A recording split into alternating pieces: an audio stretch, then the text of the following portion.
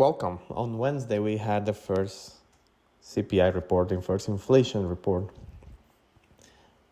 of the year, and also the first one as Donald Trump became president of the United States for the second time. So we're going to also bring into consideration how wage growth defines future expectations for inflation and how this actually affects inflation. We saw on Wednesday that the inflation came lower and cooler than expected, and this is also going to be important in our understanding of what inflation can be for the next 9 months of the year. So when unemployment is likely to rise for a lot of consumers, you're going to have a psychological effect in your spending. Now, Donald Trump has engaged a war against trading partners with tariffs, which has bring a lot of volatility to the market. Actually has benefited the international markets a lot. They are outperforming the US by almost 10%, at least European markets. But who is going to trump? The tariffs or your your higher expectations for inflation and higher expectations for unemployment? So central banks care about inflation expectations because they think expectations are self-fulfilling. So think about this. Rising expectations, how they bleeding into wage demands at the same time expectations for future employment are weakening notably. You are not going to ask for more demand in your wage, so a higher wage or a pay increase when you think unemployment is going to rise. Why? Because there's more people out there that need a job and they will maybe have their same skills as you, but because they are desperate, they don't have a job, they can actually do it for less. So your employer is less likely to accept your demand for a pay increase because they know there is enough supply of the same skill set. And if you can see what University of Michigan showed on Friday, that unemployment and inflation expectations are worsening across every political group, right? So this is both all consumers, which include independents, Republicans, and Democrats, and then you also see the independents. So there is no political bias here.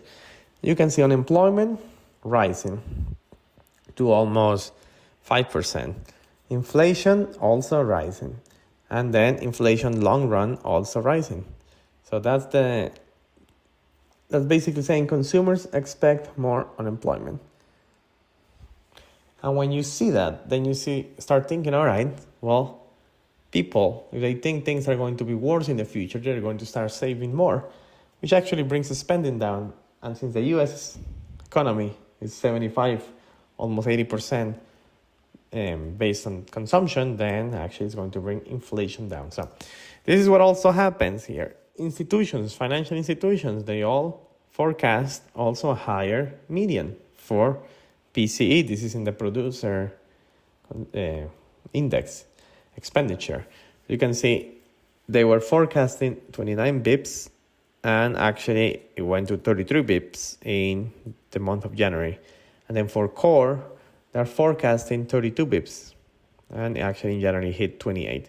So you see the increase in forecast has also shown that both consumers and both financial institutions, banks, and investors are expecting a higher increase in inflation, which actually might bring down inflation.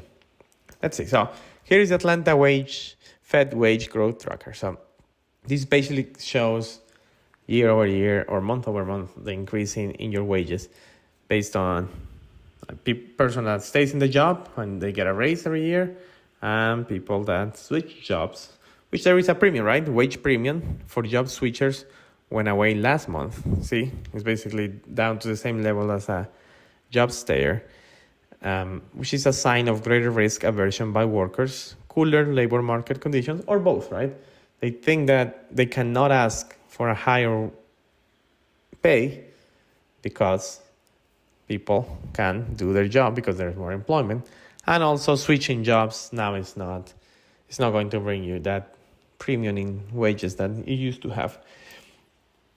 Along with this, 99% of mortgages are under 6%. So even though your unemployment expectations are higher, we'll still see that core services are cooling down.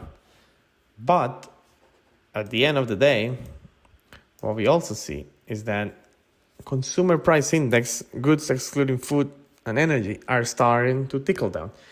Housing has been one of the basically good contributors for the lower inflation that we have seen in the last year.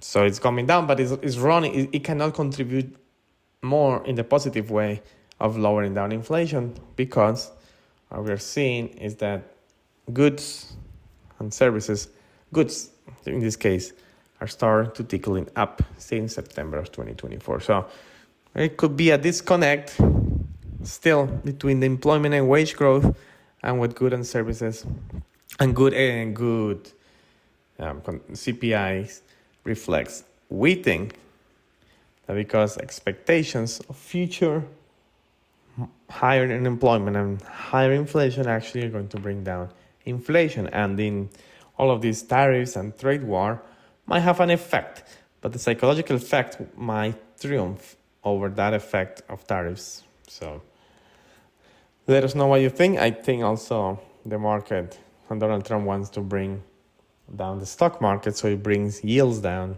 so he can refinance $10 trillion in debt at a lower rate. He can unlock the commercial real estate market with lower rates for loans, and also at the end of the day also help small and medium banks with their balance sheet. As yields go down, they have to pay less in their liability. So let us know what you think, and thank you for watching.